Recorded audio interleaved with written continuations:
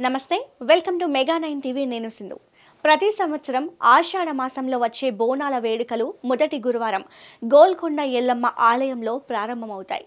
రెండో ఆదివారం ఆ పరిసర ప్రాంతాల్లో, మూడో ఆదివారం సికింద్రాబాద్లోని ఉజ్జయిని మహంకాళి ఆలయంలో, నాలుగో ఆదివారం లాల్ దర్వాజా ఆ చుట్టుపక్కల ప్రాంతాల్లోనూ నిర్వహించడం అనాదిగా వస్తున్న ఆచారం. తెలంగాణ ప్రాంత వాసులు ప్రతి ఏటా సంబురంగా వైభవంగా జరుపుకునే పండుగ బోనాలు.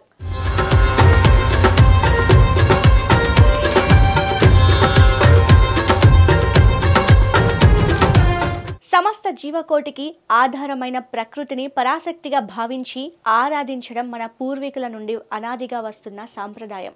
అనుకోని వైపరీత్యాలను నిలువరించే ప్రకృతి మాతను ప్రసన్నం చేసుకోవడానికి మన పెద్దలు ఈ ఉత్సవాలు, జాతరలు చేస్తున్నారు.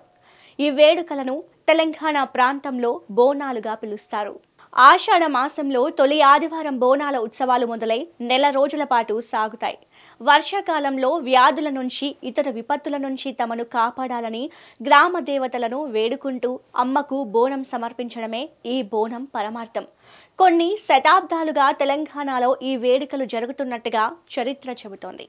ప్రతి గ్రామం మధ్యలో బొడ్రాయిని ప్రతిష్ఠించి దానికి పసుపు, కుంకుమలు అద్ది పూజలు చేసి తమ ఇళ్లల్లో బెల్లంతో కూడిన నైవేద్యాలను నివేదించిన భోజనమే బోనంగా పిలుస్తారు.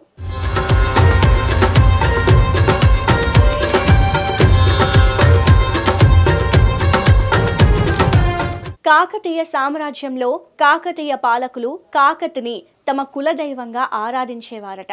రాజ్యంలో అందరూ ఆరోగ్యంగా, సుఖ సంతోషాలతో సుభిక్షంగా జీవించేలా అనుగ్రహించాలని ఆ తల్లిని మనస్ఫూర్తిగా కోరుకుంటూ ఆషాఢ మాసంలో ఉత్సవాలు నిర్వహించేవారట.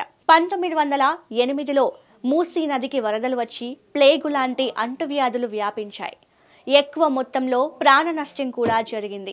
ఆ సమయంలో గోల్కొండలో వెలిసిన ఎల్లమ్మకు పూజలు చేస్తే పరిస్థితి అంతా చక్కబడుతుందని సూచించారు.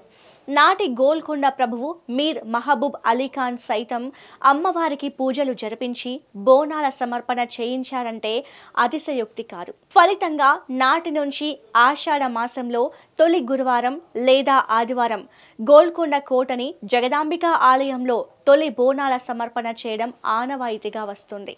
ఆ తరువాతే ఆది గురువారాల్లో తెలంగాణ ప్రాంతమంతా గ్రామ దేవతకు బోనాలు సమర్పించి ఉత్సవాలు నిర్వహిస్తారు.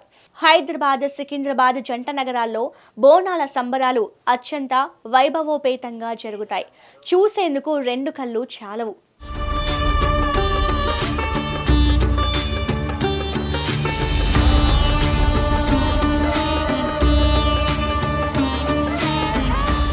అన్నం వండి పాలు లేదా పెరుగులో బెల్లం కలిపి దాన్ని కొత్త కుండలో నింపుతారు. ఈ కుండ అంచు చుట్టూ వేపాకు కట్టి పసుపు, కుంకుమ అద్ది మూత పెట్టి ఆ మూత మీద ఒక ప్రమిదను వెలిగిస్తారు. ఈ కుండను మహిళలు తమ తలపై ఎత్తుకొని ఊరేగింపుగా తమ ప్రాంతంలోని ఆలయాలకు తీసుకొస్తారు. ఆలయం చుట్టూ ప్రదక్షిణలు చేసి అమ్మవారికి బోనం నివేదిస్తారు. ఆ తర్వాత ప్రసాదంగా అంతా దాన్ని స్వీకరిస్తారు. అమ్మవారికి బోనం సమర్పించే సమయంలో వేప మండలను పసుపు నీటిలో ముంచి సంప్రోక్షణ చేశాక అమ్మవారికి సమర్పిస్తారు. దీన్ని శాఖ పెట్టడం అని అంటారు.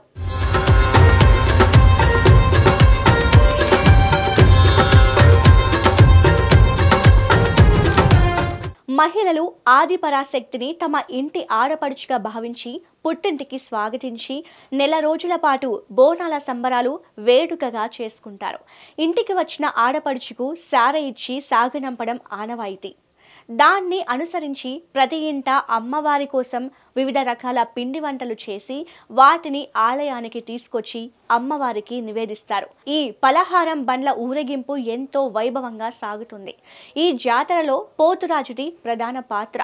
పోతురాజును అమ్మవారికి సోదరుడిగా భావిస్తారు. ఒళ్లంతా పసుపు పూసుకొని, కాళ్లకు గజ్జలు కట్టుకొని, నుదుటున పెద్ద కుంకుమ బొట్టు, కళ్ళకి కాటుక పెట్టుకొని, చేతిలో కొరడాతో పోతురాజులు చేసే విన్యాసాలు చూడముచ్చటగా ఉంటాయి. సికింద్రాబాద్, ఉజ్జయిని మహంకాళి బోనాల మరుసటి రోజు ఈ రంగం నిర్వహిస్తారు. అదే సమయంలో పచ్చికుండపై అవివాహిత అయిన ఓ మహిళ నిలబడి అమ్మవారి వాక్కుగా భవిష్యత్వాణిని వినిపిస్తుంది. సుమారు 200 ఏళ్ల క్రితం సికింద్రాబాద్కు చెందిన కొందరు సైనికులు ఉద్యోగ విధుల్లో భాగంగా ఉజ్జయిని వెళ్లారు.